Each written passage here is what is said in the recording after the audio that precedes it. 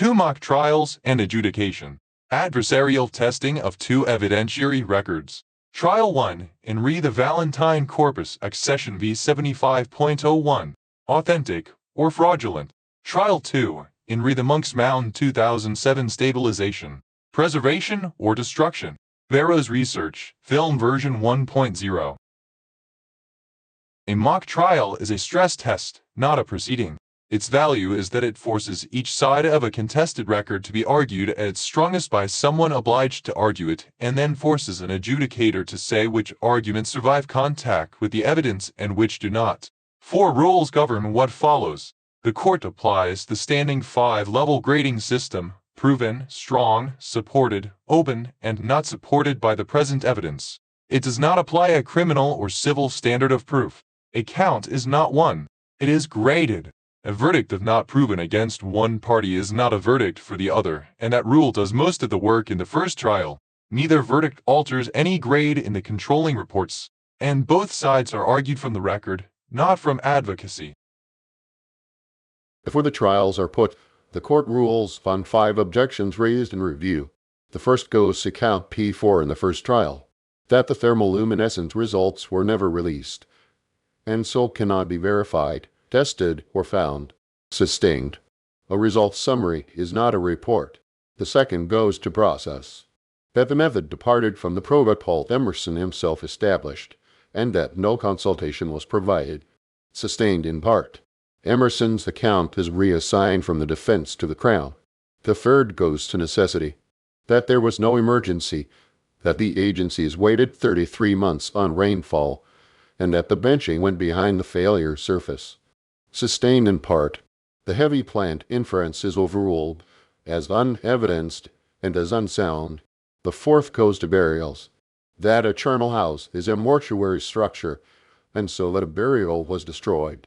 Overruled as framed, because Feature 1 was left in place, and the reading is a hypothesis, but sustained on a reframed ground.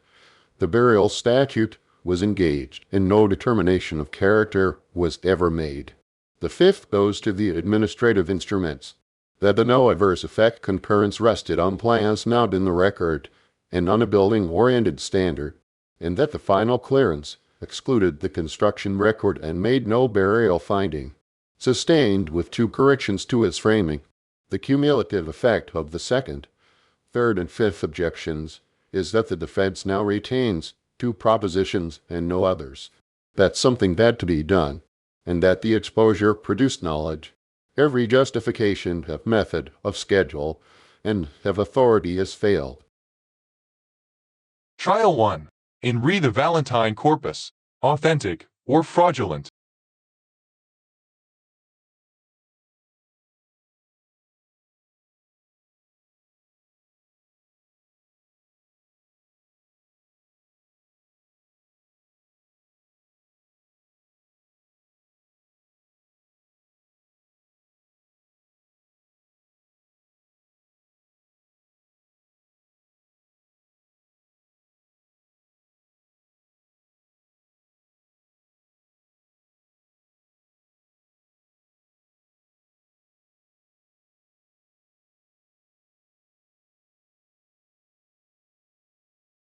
Accession V 75.01 comprises roughly 600 carved steatite and clay objects, attributed to collecting by A.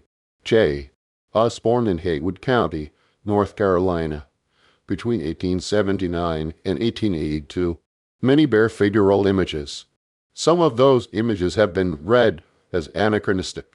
Since 1883, the corpus has carried an accusation of modern manufacture, and since 1894 an official reclassification from ethnologic specimens to bogus articles. The issue is stated deliberately in the form the dispute has always taken, because that framing is itself on trial. Is the corpus a body of genuine antiquities or a body of modern manufacture sold as finds? The following are agreed by both sides and are not argued. Carding capability and a paying market for carved soapstone existed in Haywood County in the 1880s. Men in the valley carved when paid, and they were paid by both Valentine's agent and the Smithsonian's. The Valentine family's own catalog maintained a segregated class for imitations. Ledger number 97 is entered as imitations. Provenience recording was requested by the buyer in writing on the 8th of July 1879 and the 24th of April 1880, down to land class detail, and of 8 objects sampled for thermoluminescence in 2025, 2 returned last firing events within roughly the last century on the sampled zones. 6 were too insensitive to yield a date. May it please the court, the Crown does not need to prove that every object is modern. It needs to prove 3 things. That the corpus was assembled through a channel in which modern manufacture was occurring, that the channel was known to be compromised at the time, and that no surviving mechanism distinguishes the genuine from the made. If those 3 hold, the corpus is unusable as evidence of anything, and that is the practical meaning of fraudulent. Count 1. On the 24th of May, 1883, the Smithsonian's agent reported the claim of manufacture running, in his words, for 4 years but not steady, producing a great many for Mr. V. Sold to Valentine's agent, and a small lot to a man living in South Carolina. That is not a vague rumor of local carving. It is a duration and output characterization and a customer network. And the 4 years stand maps onto the 1879 to 1882 collecting window with uncomfortable precision. Count 2. On the 15th of May 1883, Secretary Baird directed his agent to obtain, confidentially, everything about the business of manufacturing soapstone implements, how long it had gone on, how many had been made, to whom they were sold. Count 3. The same stream carries the specific claim that Mr. Valentine had them to make his specimens and bury them. Manufacture alone would leave the market in modern carvings. Manufacture plus burial is the mechanism by which modern carvings acquire fine spots. And fine spots are the only thing my learned friend has. Count 4. 2 of 8 sampled zones returned last firing within roughly the last century. These objects cannot have been refired after their 1879 to 1882 collection. A recent firing event verified on original, non-repair fabric there for places last heating shortly before collection. That is, inside the modern manufacture window. The defense must show that both samples struck a repair, a consolidate, or a restaining. It has not. Count 5. The full Oxford authentication reports and the underlying raw data for all 8 samples were not released for independent review. A partial fee, reported at $1,200, was refunded after that data was declined. The party holding the material declined to produce the analysis it commissioned. The Crown does not ask this court to infer content from that refusal. It asks the court to notice something narrower and harder. The 6 non-results cannot now be characterized at all. Not as low sensitivity steepite, not as unfired, not as instrument limited. And that is a condition the holder created. Count 6. Ledger number 20. 8 is a 2-humped quadruped, provenience to Burnett's Hill. Whatever else is disputed in this case, an old-world camel did not walk in Haywood County. The object is either modern or misidentified for post-contact. 2 of those 3 readings are fatal to the corpus as a pre-contact assemblage, and the 3rd is unproven. My learned friend has built a case out of what people said about other people on condition that their names never be used. The defense does not assert that every object is ancient. It asserts 2 things. First, that the prosecution's case rests at every load-bearing point on a single interested witness relaying anonymous informants. Second, that the contemporaneous documentary conduct of the accused party is the conduct of a buyer trying to get provenience right, not the conduct of a man commissioning forgeries. Count 1. The exhibition ledger preserves 156 rows across album numbers 1 to 97, assigning each a material, a fine spot, condition notes, and a size ratio. The fine spots concentrate exactly where the correspondence puts the collecting. Burnett's Hill 49 entries, Miller's Hill 33, near Pisgah 12, and 2 rows, numbers 54 and 73C, are entered as no ticket. I invite the court to sit with that. A fabricator does not record that the provenience slip for an object is missing. He supplies one. Count 2. Number 97 is entered as imitations. The catalog maintained a segregated imitation class contemporaneously in collection. A collection that separates imitations from finds is a collection that knew the difference mattered. Count 3. In a letter of the 27th of January, 1886, Valentine records that Merritt Burnett, the man who sold the carvings to the Smithsonian agent, stated that he neither made the carvings nor said he made them. The same letter observes that Burnett could not read or write and asks, reasonably, who then signed the money receipt. And that question is independently corroborated. The visible signature J. M. Burnett on the certified voucher copies is not Burnett's autograph. Count 4. The manufacturer claim reaches this record through Emmer, the rival collector, later removed from the rolls. Later still, the excavator of the Bat Creek stone. His informants supplied their account with the understanding that their name should never be used. He also reported that Valentine's agent had tried both by threats and promises to keep the men from selling to him, and that the men feared for their trade. The anonymity condition cuts both ways. It protected frightened witnesses, and it left the central manufacture and burial claim unexaminable then and unfalsifiable now. Count 5. The two-humped Bactrian reading was offered in the 1882 analysis transmitted through the Smithsonian and through Nature, alongside the explicit alternative that New World animals were the models. That the peccary, the tapir, and the llama may have been the models for some of these apparently Old World animals. The misidentification reading is not a modern rescue. It is a documented period argument made by the same institutional channel that is now said to have detected the fraud. Count 6. The certified copies of the Emmer vouchers consistently render the seller J. M. with the 21st of May original reads S. and in a pay line. The alteration in the certified copies is graded proven in Emmer's own hand, and his procurement of fabricated comparison specimens is documented in his own letters. The man who supplied the fraud allegation is the man documented altering certified copies and buying made pieces. Count 7, and it goes to the heart of my learned friend's fourth count. What is in this record is a result summary. It is not a report. It is not a certificate. The court has questions. To the Crown first, and on the fourth count. You say the 6 non-results cannot be characterized because the data is withheld. On what basis, then, are the 2 positive results proven from that same withheld file? The Crown cannot maintain both. It withdraws the claim that the determinations are proven and presses them instead as a reported adverse laid. To the defense on count 2. A segregated imitation class proves the collection knew the category existed.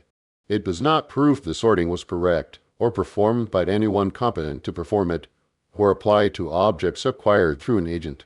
The defense concedes, and does not press it further than good faith. To the Crown, on count 1, manufacturing soapstone implements is not a term of art. It may span modern objects sold as ancient modern comparison specimens made openly for the Smithsonian itself, and ordinary contemporary craft. The Crown's own agent was simultaneously commissioning made pieces. Which category does the 4-year claim describe? The answer is that the record does not say, and the Crown cannot make it say. To the Crown on count 4. Luminescence carries large relative errors at very young ages, and a sub-century figure is not a calendar date. That is accepted, and it is immaterial to direction. A genuine object of about A.D. 1450 to 1830 would be 200 to 600 years old. Squarely inside the technique's reliable range, carry in a correspondingly large accumulated dose. The 2 dated zones read as low dose and recent, and to both parties. Name the mechanism by which this court could move from a finding about the corpus to a finding about any individual object. Both answer the same way. There is none. The court finds as follows. On the prosecution's first count, capability, market, and men who carved for both buyers are established, and that is proven. The scale and the dates rest on anonymous informants relayed by an interested party, and that is open. On the planting allegation. Anonymous, unsworn, never examined, and unfalsifiable now. Not supported as proof, though retained as a live hypothesis. On the two dated objects, and this finding is amended on objection. Only the result summary is in this record. The reports, the raw data, the dose values, the error terms, and the sample descriptions were not released, and whether either sample struck original fabric for repair is not established. The determinations are therefore reported and not proven. They are a serious adverse lead, and nothing more, until the reports and raw data are produced. On the withheld data, proven as a procedural fact, and adverse to the party holding it. On the defense's provenience index, proven, and it establishes the system rather than authenticity.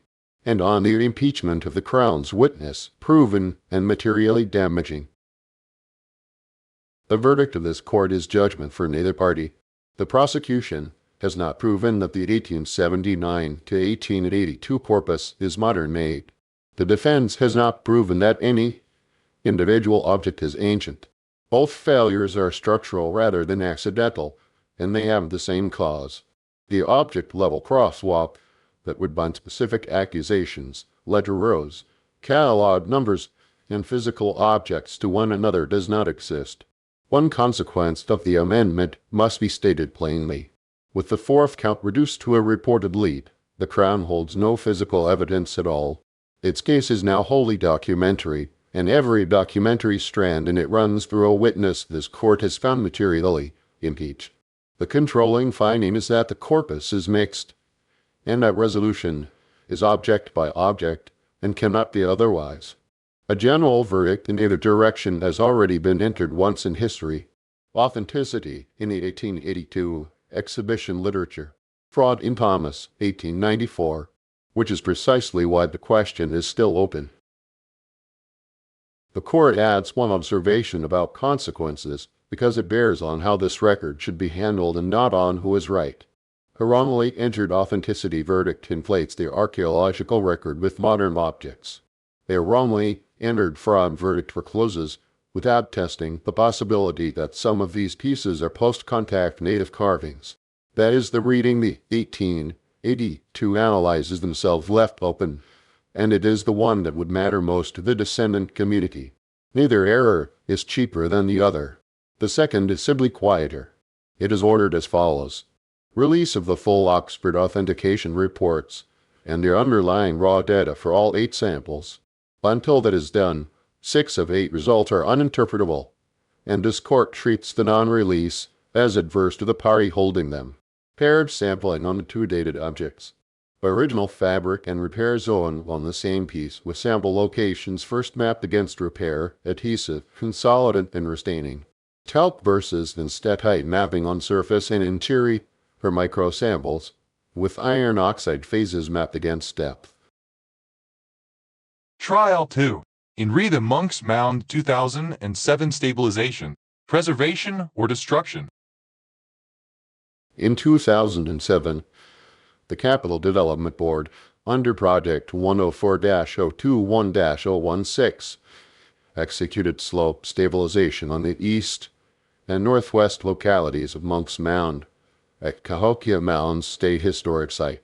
Roughly 2,400 cubic meters of material all were removed within a measured envelope of 2,000 to 2,700 across 22 mechanically created profile faces. Archaeological monitoring was attached. A feature was struck, documented, and reburied. The final report was accepted in December 2009, and the project cleared in January 2010. The issue was the 2007 undertaking an act of preservation or an act of destruction. The following are agreed by both sides. The slope failures were real and active. They began in 1984, were reactivated by rain in 2005, and by spring 2007 the east inclinometer had provided data on the depth and angle of the slick inside surface. Approximately 2,400 cubic meters were removed. About 0.3% of the 720,000 cubic meter monument. The exposure documented archaeological features, original mound architecture, buried surfaces, artifacts, botanical remains, and datable contexts. Feature 1 was recognized, contractor work around it was stopped, it was mapped and photographed, it was covered and left in place, and the treatment was reported to the Deputy State Historic Preservation Officer the same day. And 17 ISC 4190, the Public Land Archaeological Permitting Rule that the agency itself administers is not invoked at any point on the agency side of the 2007 record. The Crown accepts that the emergency was real.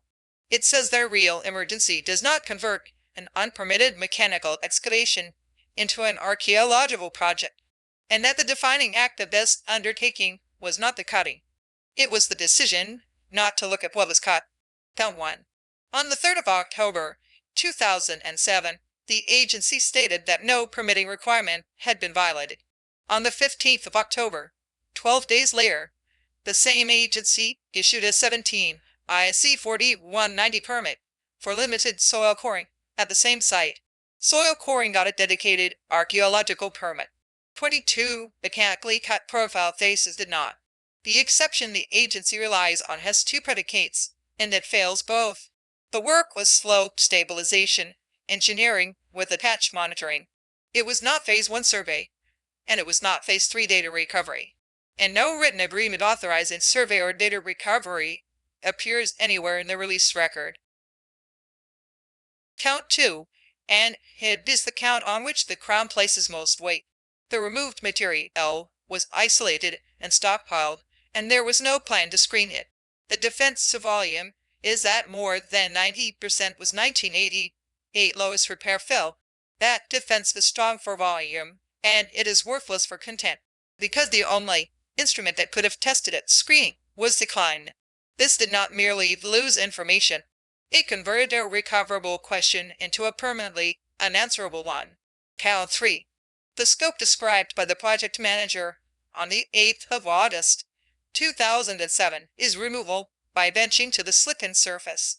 The scope attributed to the same officer elsewhere is removal of previous repair fill only, without impact to Mound fabric.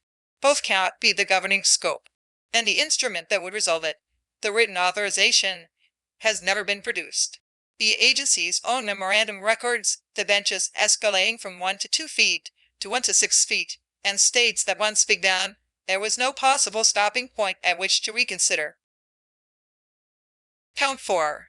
3 constraints do not fit at once. The 5 to 7 foot bench escalation, 2,400 cubic meter total, and the 90% modern plane. The 90% reading yields roughly 240 to 450 cubic meters of original fabric.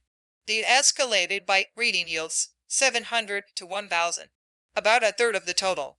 The record does not discriminate between them. Count 5. Count 8, and the Crown takes this count over from the defense because of what it establishes. My learned friend wishes to call Emerson's account in his own support. The Crown adopts it instead. When the agency was created in July 1985 and inherited an active failure, the response was as follows.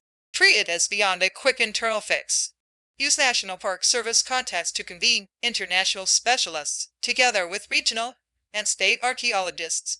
Pursue a treatment plan, broad buy-in, and agency monetary, legal and logistical support, and the identified achievement of that process was passive management, the forestalling of precipitate action with possible long-term adverse effects. In 2007, none of that was done.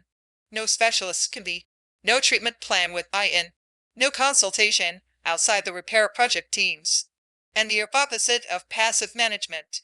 Benches escalating from 1 to 2 feet to 1 to 6, with the agency's own memorandum recording that once begun, there was no possible stopping point at which to reconsider. This is not a departure from an abstract ideal. It is a departure from a standard of care established inside the same agency of which, by this same office of my learned friend now calls an aid. And Emerson's own assessment of 2007 is that those collaborative procedures were not used. Count 9, and the Crown says this count disposes of the defense's foundation. IFA described this project to the Auditor General as an emergency on the 8th of November, 2004. The east and west failures were activated on the 12th of January, 2005, after nearly 9 inches of rain in 12 days.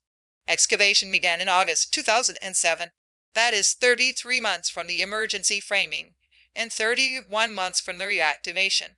The controlling report states the figure itself and states the consequence. Emergency pressure during execution cannot substitute for advanced consultation or plan clarity that could have occurred during design, and the reason for the delay is on the record in the agency's own words. On the 26th of July, 2005, IPA and the Capital Development Board reported that drought had prevented collection of sufficient movement data to determine the repair cost and select a solution.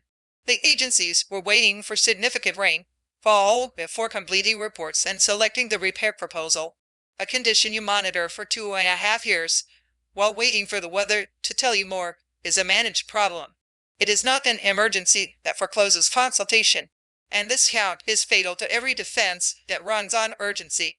The TRACO, the 90-day completion period, the absence of a screening protocol, the absence of consultation, and the scope escalation with no stopping point. Each of them was justified by a time pressure the record does not support at the design stage. Count 10. The pre-work narrative is clear.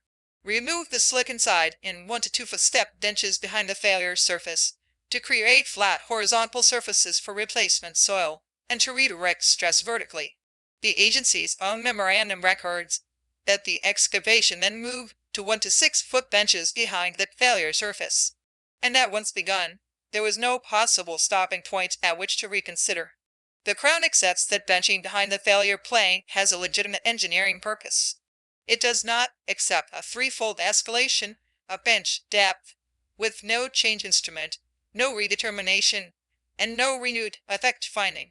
And the escalation destroys the defense's own volume argument. Material behind the failure surface is, by definition, not 1980, age lowest repair fill. Repair fill sits in front of and above the failure plane. The 90% modern plane and the escalated benching cannot both be describing the same volume. Finally, and contemporaneously, on the 8th of August 2007, Coley off of the American Bottom Survey recorded the critical observation that a TRACO was cutting in text sections.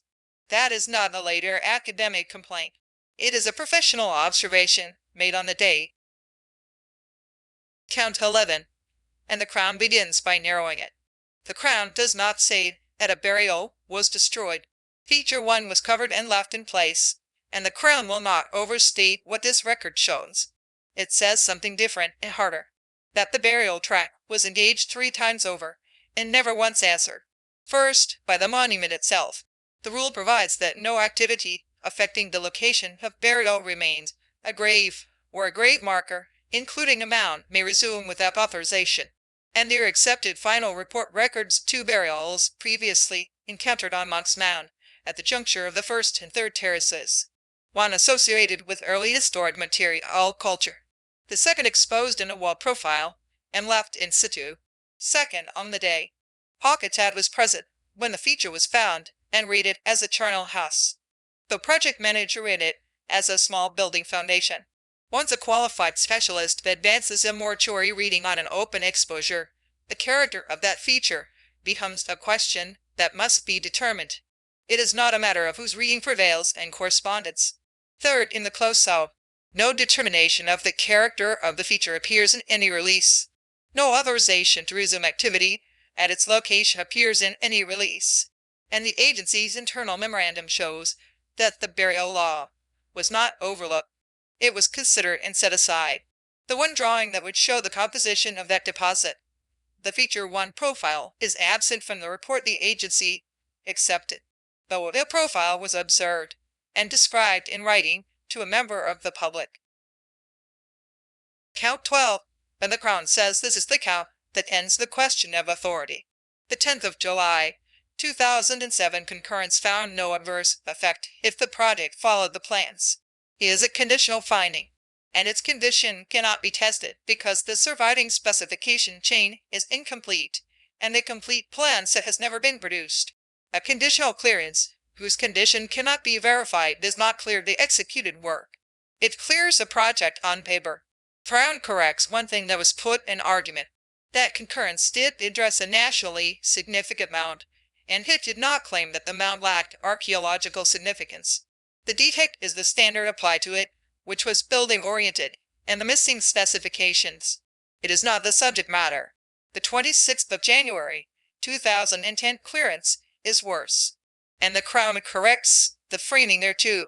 It did not fail to consider archaeology.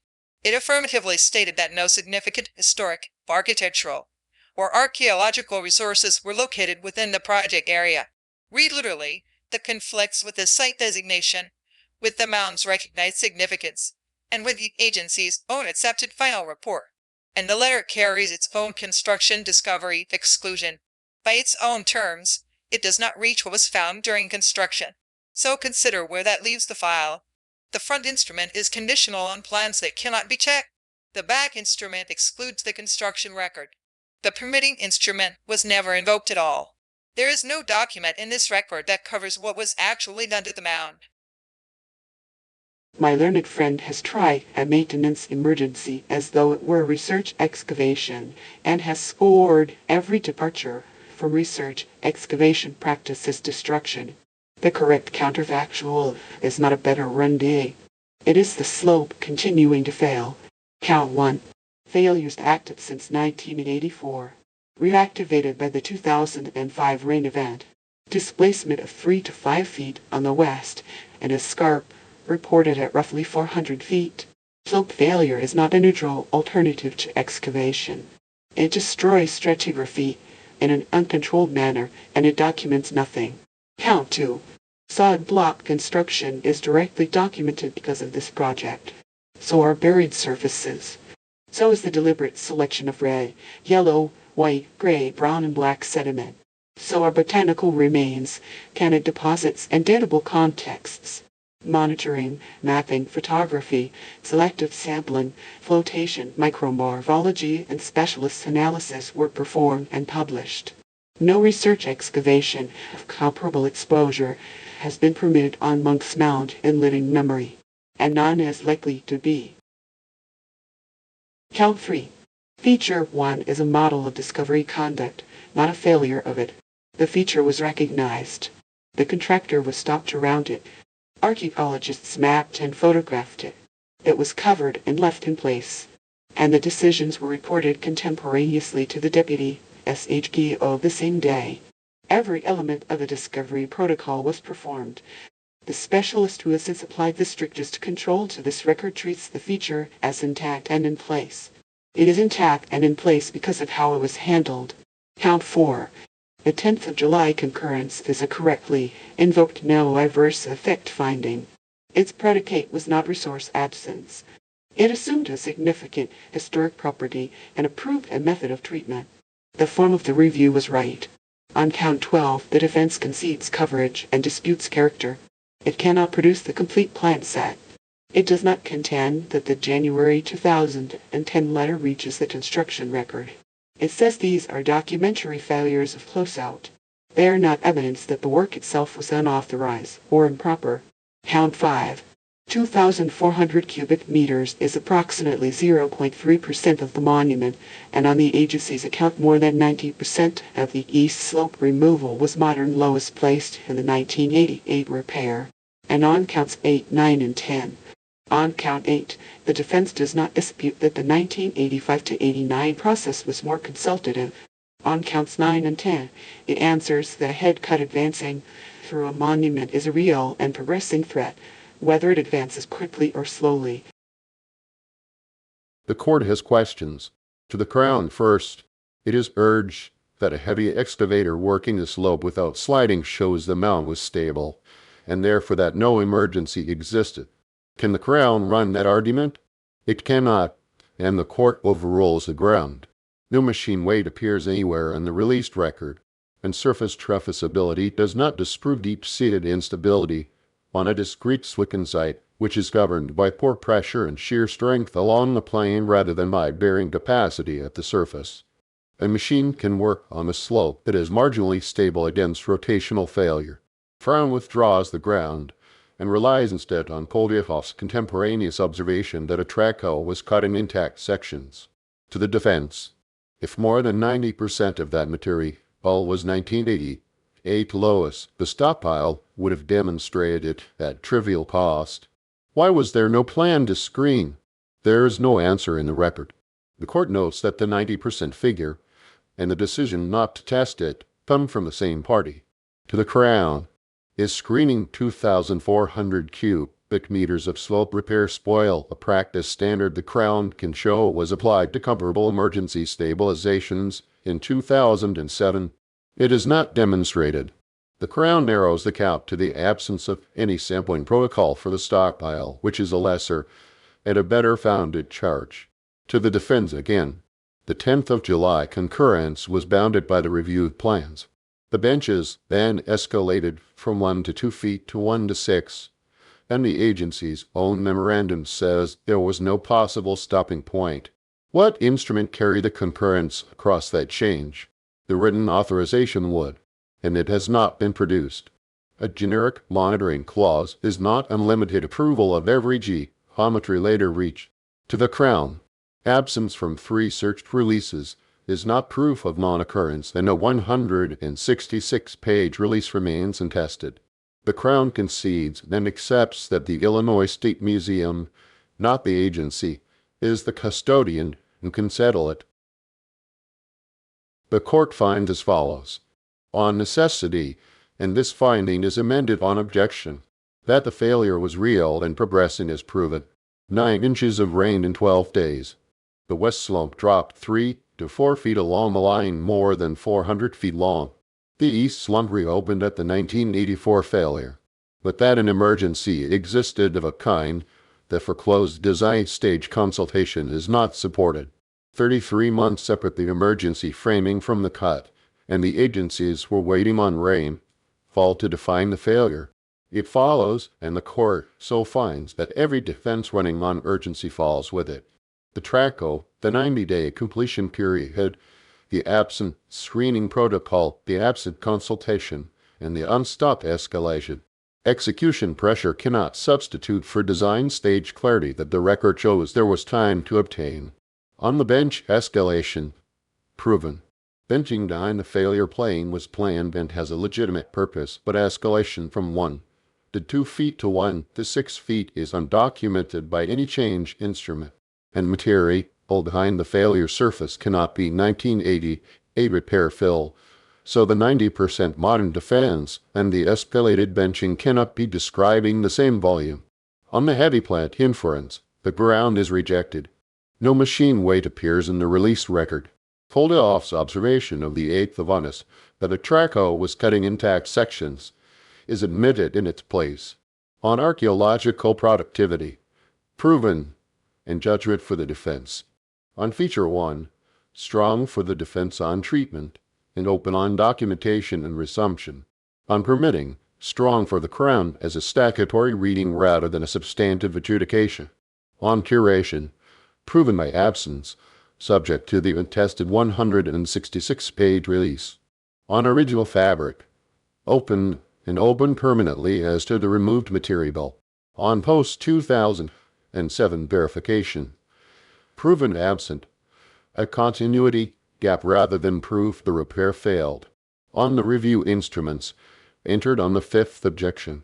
As to form, the July concurrence was correctly invoked, and that is proven for the defense.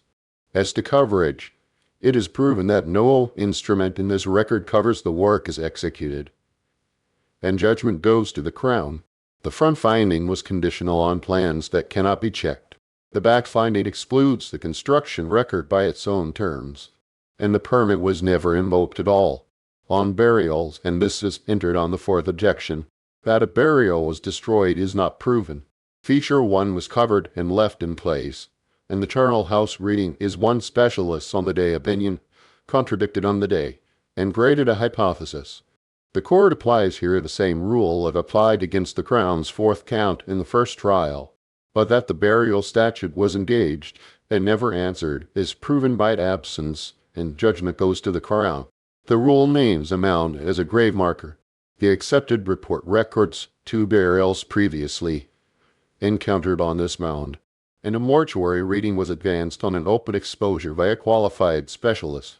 No determination of character and no authorization to resume appears in any release. The failure is not destruction. It is that the question was raised and never determined. On consultation, proven in judgment for the Crown, and on protocol compliance, account added on objection, proven in judgment for the Crown. A consultative standard of care was established inside the same agency lineage between 1985 and 1989, and it was not applied in 2007.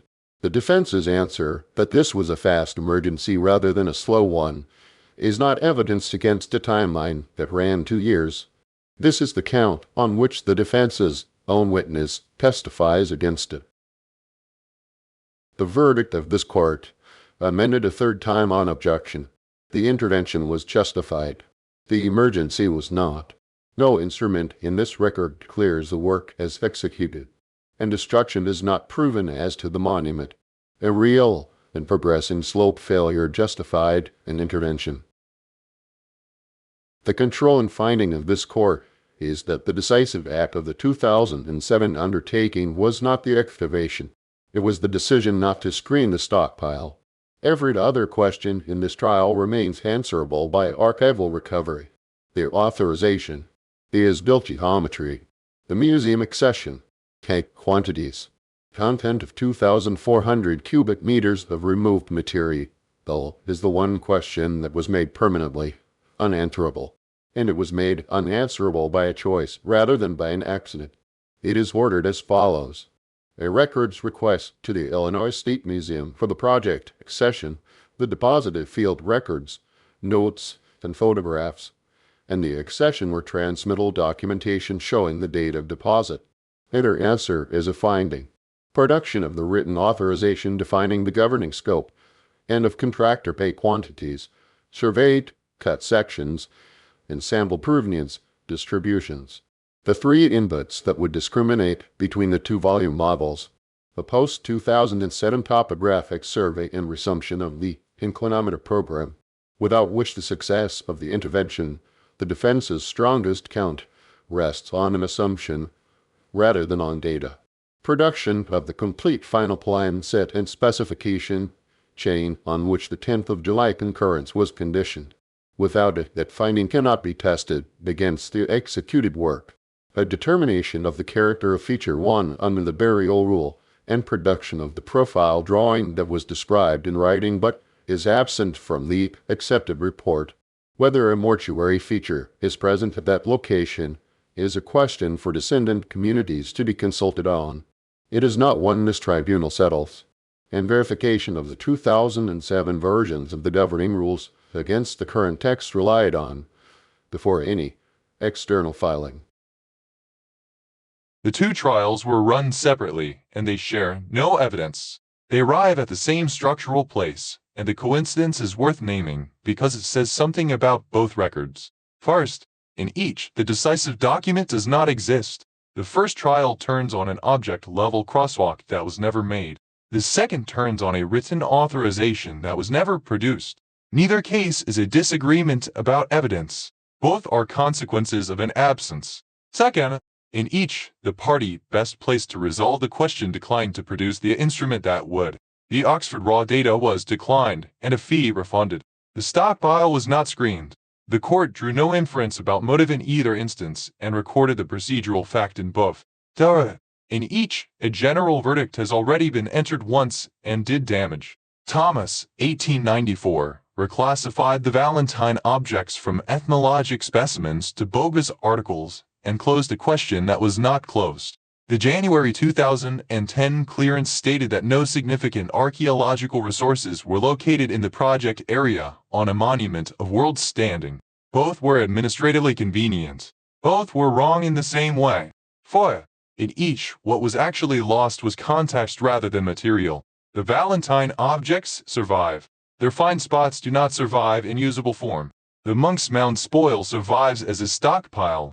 Its contents do not survive as information. This is the same loss twice. and it is the loss that archaeology cannot recover by any later effort. Neither verdict alters any grade in the controlling reports. Both trials are instruments for testing those grades under adversarial pressure, and both grades survive the test and change. The Valentine corpus resolves object by object, and the 2007 undertaking succeeded as a preservation and research episode, while its documentary continuity remains to be established. Compilation and source control, Barra's research. Research, Samantha Watto.